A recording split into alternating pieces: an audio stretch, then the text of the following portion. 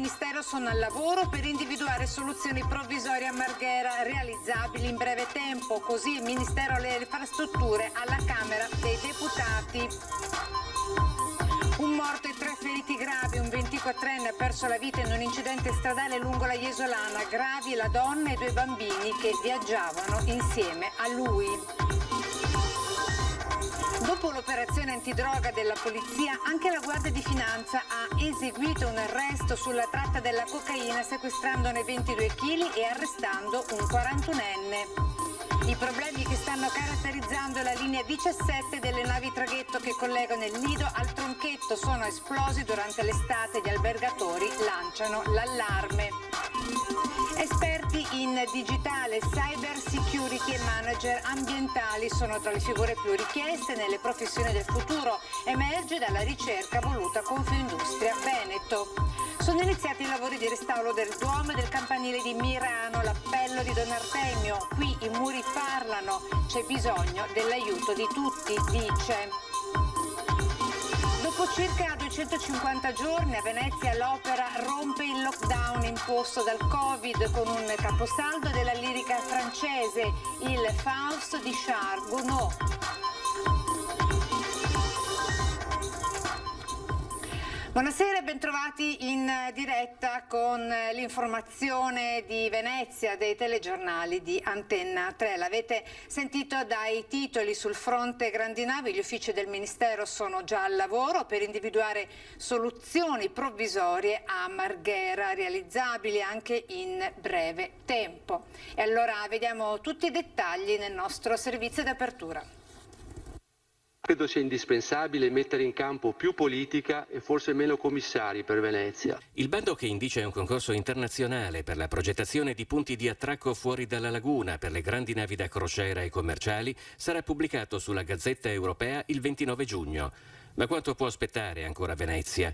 Il conto alla rovescia dell'ultimatum UNESCO per inserirla nei siti a rischio procede imperterrito.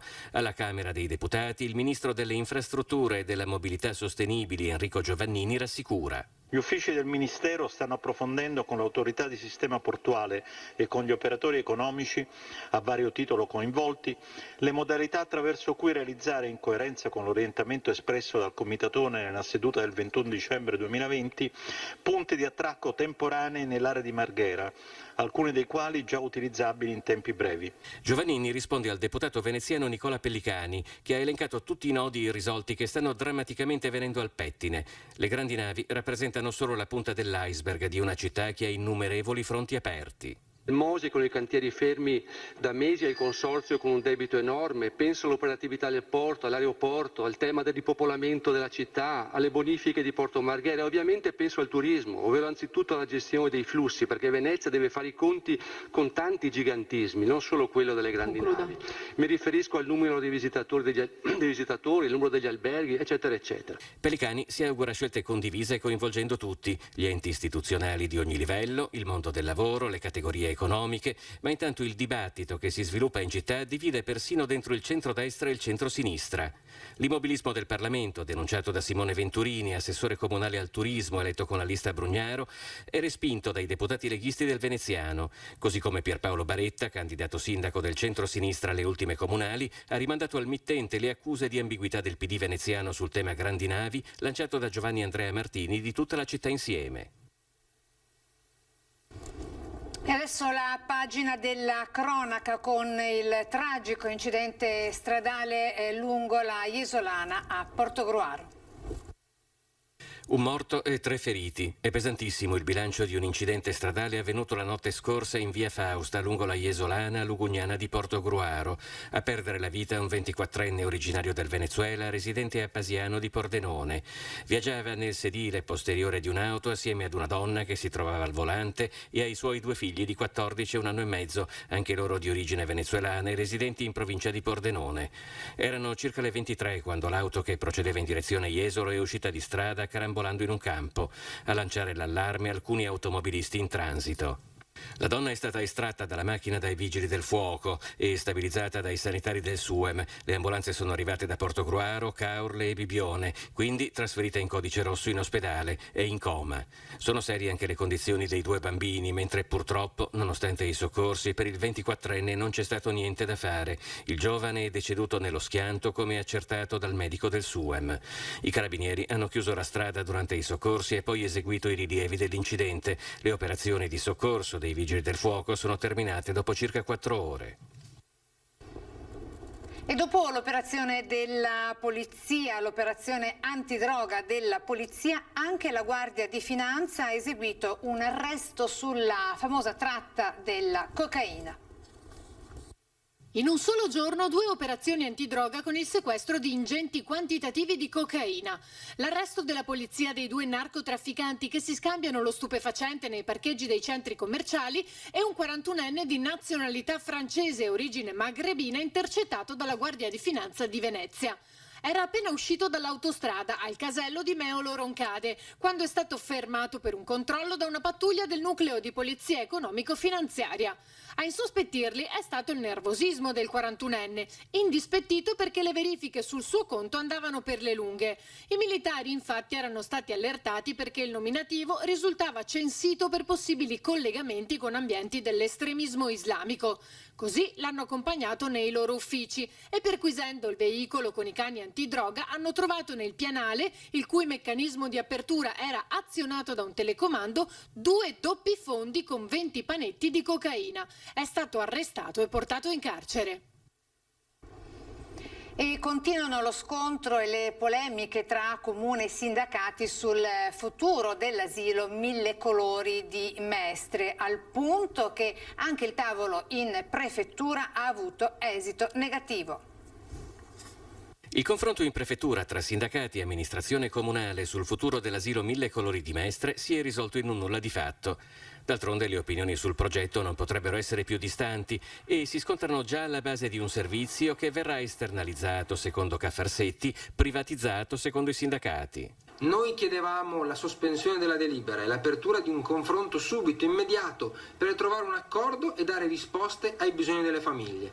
Dall'altra parte abbiamo trovato un'amministrazione chiusa, sorda, che va avanti a testa bassa sul suo progetto di privatizzare la scuola Mille Colori. Le famiglie non vogliono questa privatizzazione, noi siamo convinti che sia una scelta sbagliata, si possono trovare altre soluzioni, ma invece qui si vuole solo e soltanto privatizzare una scuola. Non c'è nessun pregiudizio nei confronti delle relazioni sindacali e nessun intento di estrometterle dalle situazioni. Un conto però è il dialogo e il confronto, altro tema è cercare di rimettere una scelta politico-organizzativa al di fuori della nostra autonomia. Non possiamo accettare che si facciano processi alle intenzioni dicendo che ci sarebbe in atto un disegno dell'amministrazione comunale di privatizzare tutto a partire dal Mille Colori. La verità dei fatti dice che il servizio resta comunale. Il Comune non ha intenzione di recedere da un progetto che definisce innovativo e migliorativo del servizio, senza alcun danno per famiglie e lavoratori. Non c'è pregiudizio nei confronti del personale, nessuno perde il posto di lavoro e chi perderà la sede sarà ricollocato nelle immediate vicinanze.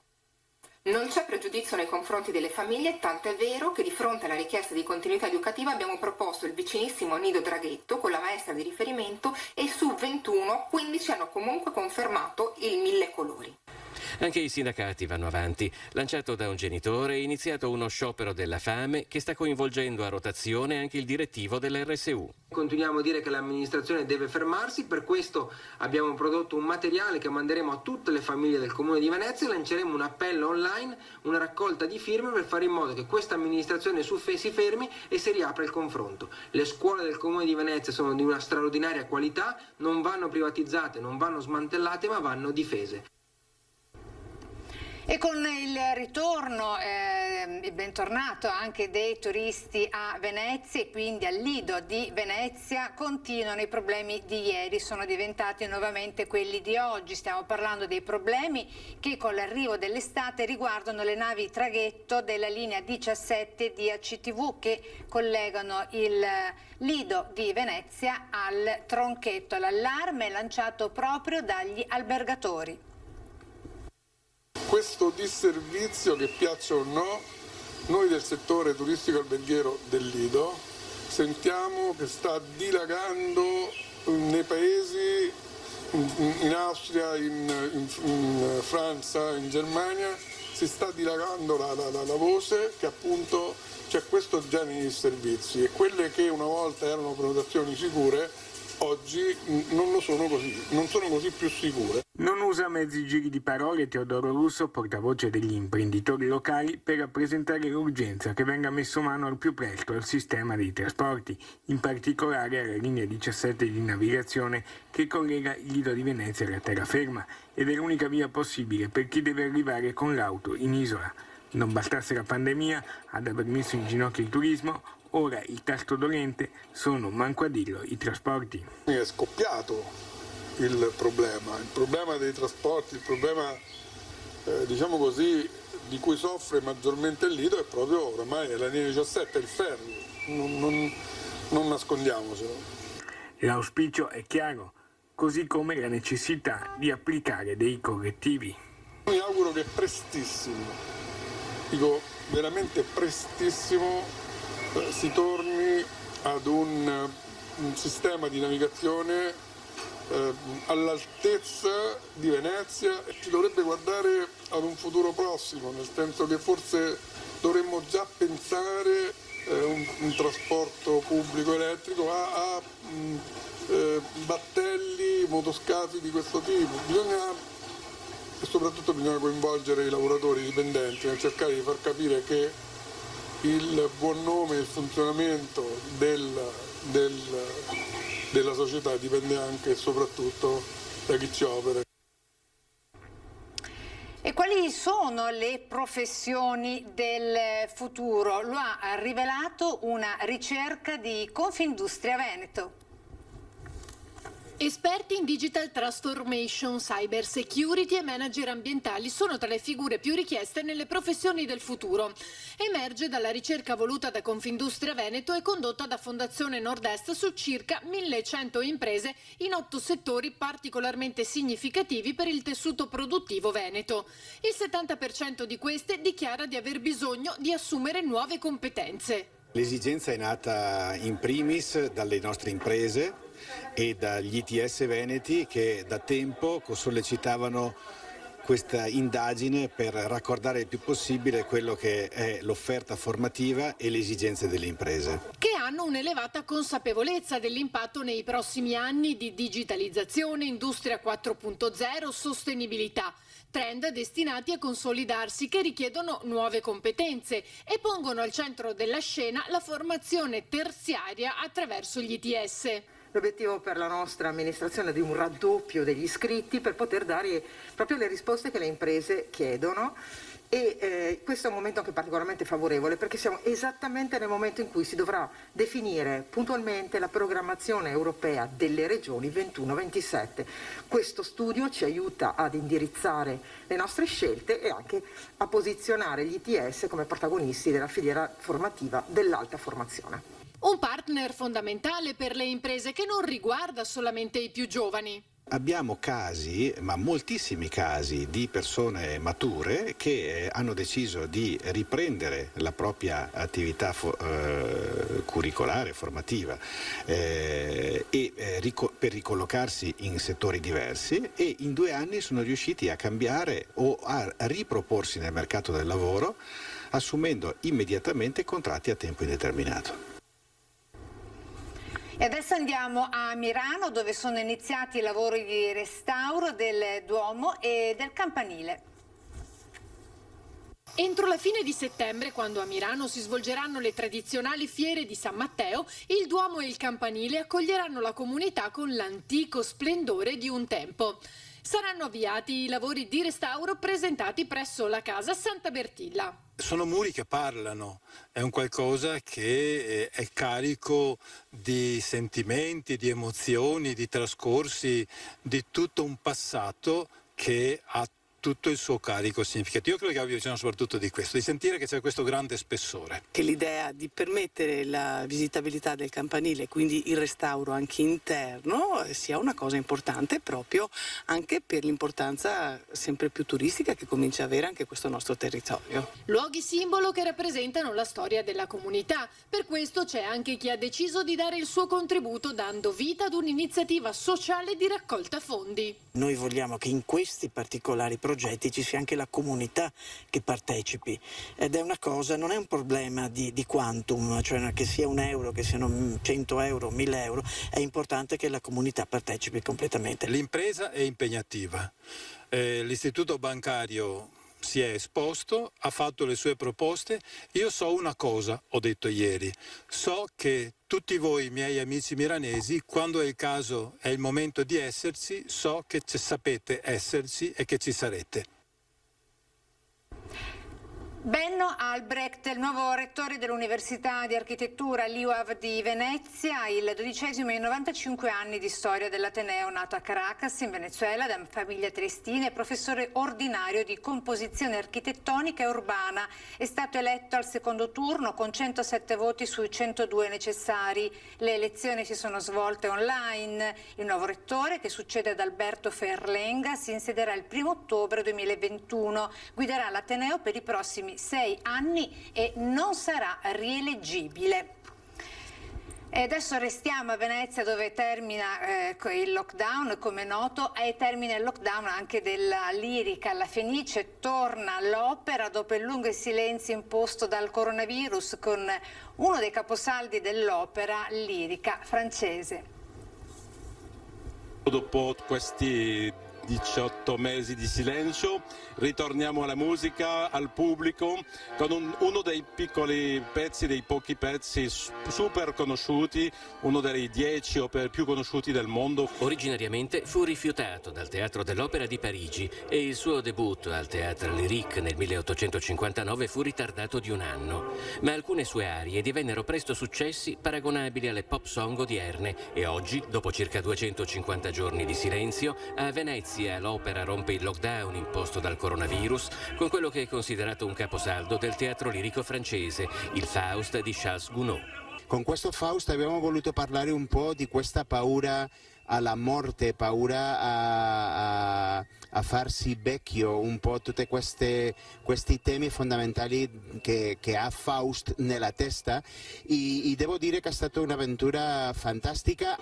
Alla Fenice le limitazioni imposte dal distanziamento anticontagio sono state colte come una nuova opportunità artistica, rievocando l'esperienza del Globe Theatre di Londra.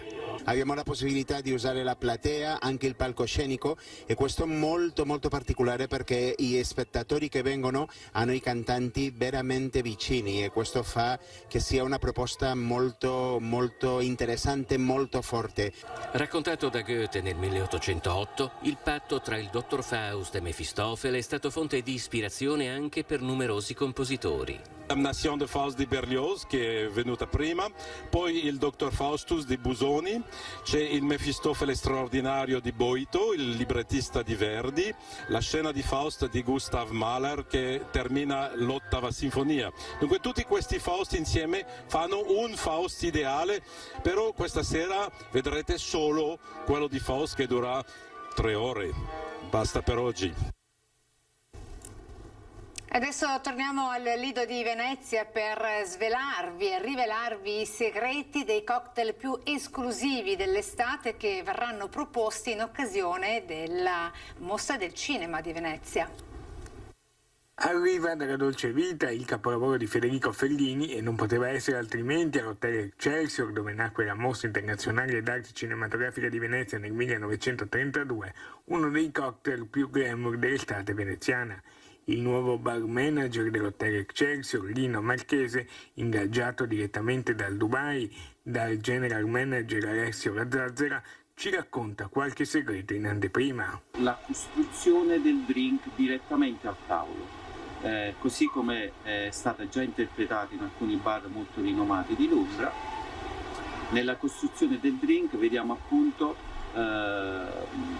la possibilità di offrire al cliente di bere secondo i propri gusti, secondo la propria emotività.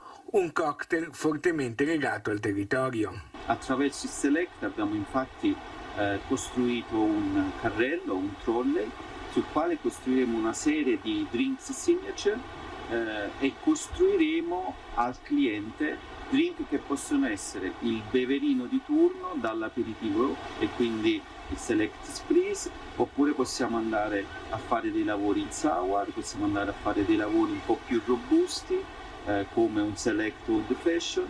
Anche le star in arrivo lì a settembre per la mostra del cinema avranno una bevanda speciale a loro ispirata, cui daranno il nome. Per cui vogliamo appunto avere l'onore con Benigni di costruirgli questo famoso cocktail veneziano che le avevo già anticipato sulla base di Select, e gli costruiremo il Benigni Martini. È tutto per questa edizione veneziana dei nostri telegiornali. Come sempre ci salutiamo con le previsioni meteo di Antenna 3. Ogni giorno al termine dei nostri telegiornali disegniamo gli scenari per le ore e le giornate successive nel nord-est. Grazie ancora per essere stati in nostra compagnia. Arrivederci.